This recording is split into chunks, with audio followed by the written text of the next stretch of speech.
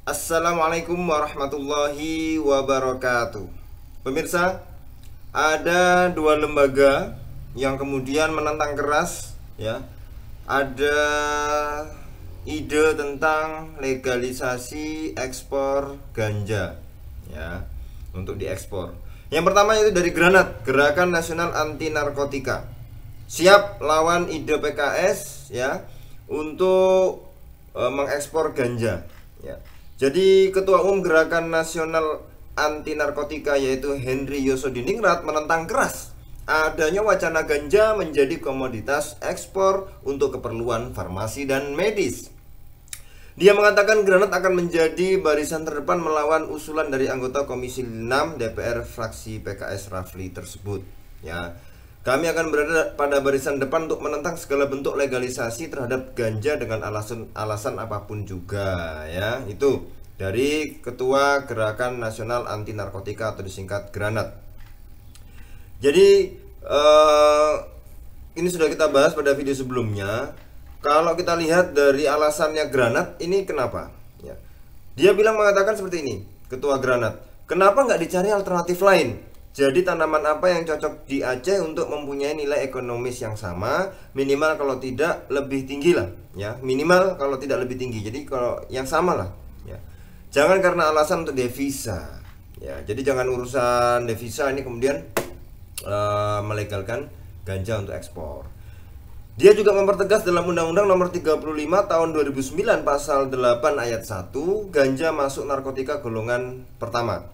Maka tidak seharusnya ganja dijadikan komoditas ekspor. Di balik itu, Indonesia masih kewalahan memberantas narkoba. Nah, jadi reasoningnya, alasannya adalah Indonesia sendiri masih darurat narkoba, masih ya banyak kita temukan kasus-kasus ya bagaimana penggunaan narkoba ini kita masih kewalahan. Nah, kok ini malah sudah ada usulan untuk melegalkan ganja untuk ekspor. Apakah nanti nggak tambah kewalahan lagi dan semakin banyak nanti permasalahan-permasalahan tentang narkoba, ya. Nah, kalau kita lihat bahwa Indonesia masih kewalahan untuk memberantas narkoba, nanti kita sendiri dari negara kita diungkapkan masih kewalahan, ya, serangan narkoba dari negara-negara lain. Nah, ini kok malah kita mau ekspor? Ini pertanyaannya, ya. Sekarang bagaimana konsistensi kita jika kita sendiri ingin mengekspor ganja ke negara luar, ya, apa mau obat atau lalap atau terserahlah, tapi kita sendiri, ya, mengekspor benda yang dilarang beredar di Indonesia dan dilarang oleh undang-undang, tapi kita mau ekspor, nah padahal dilarang. Nah, seperti itu. Padahal kalau dari segi hukuman juga bagi yang berkaitan dengan ganja itu juga ya, tidak main-main, hukumannya lumayan berat, ya, seperti itu. Nanti istilahnya masih ada permasalahan-permasalahan itu, ya. Yang kedua dari BNN, Badan Narkotika Nasional, buka suara soal wacana usulan ganja menjadi komoditas ekspor. Deputi Pemberantasan BNN Arman Depari mengatakan ganja sering disalahgunakan di masyarakat yang jelas bisa merusak kesehatan. Ganja adalah narkotika jika disalahgunakan dapat merusak kesehatan secara permanen dan menimbulkan ketergantungan, ya.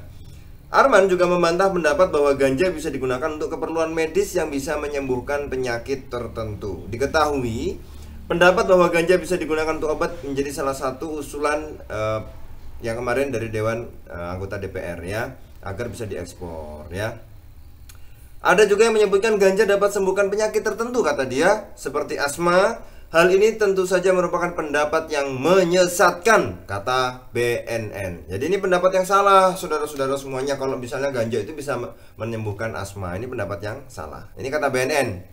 Sampai saat ini belum ada satupun pembuktian dari penelitian medis bahwa ganja dapat menyembuhkan penyakit tertentu. Jadi belum ada penelitiannya secara medis, ya. Ini harus hati-hati terhadap kabar-kabar yang beredar di media sosial. Sejauh pengamatannya, sampai saat ini belum ada negara di dunia yang mengubah undang-undangnya dan mengeluarkan ganja dari narkotika golongan pertama. Belum ada, ya. Negara-negara lain tidak mengubah undang-undangnya dan kemudian mengeluarkan ganja dari jenis-jenis narkoba golongan pertama. Belum ada. Dia mempertanyakan motivasi dari usulan menjadikan ganja sebagai komoditas ekspor. Motivasinya apa kira-kira? Jika ada keinginan untuk melegalisir ganja atau melegislasi jadi legal, ya, jadi sesuai undang-undang, Perlu ditelusuri motivasi dan kepentingannya, apakah untuk kepentingan masyarakat atau sindikat.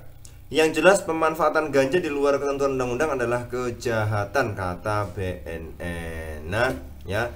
Jadi kita harus lihat bahwa dua lembaga yang benar-benar memberantas narkoba yaitu Granat dan BNN tidak menyetujui usulan ganja dijadikan ekspor oleh anggota DPR, ya.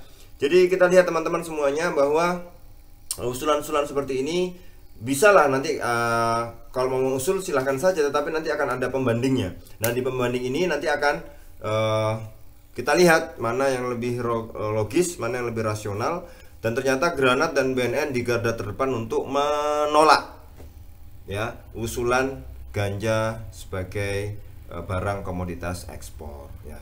Tentu saja dengan berbagai alasannya yang masuk terima akal, ya. Jadi itu ya para pemirsa semuanya. Di video sebelumnya kita sudah bahas ganja dari sudut pandang syariat.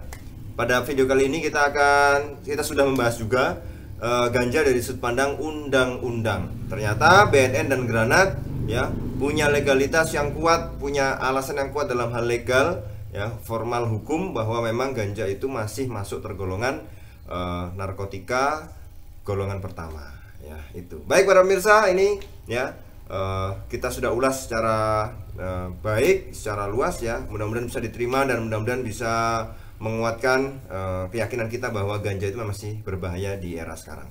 Terima kasih. Kita berjumpa lagi di video berikutnya. Assalamualaikum warahmatullahi wabarakatuh.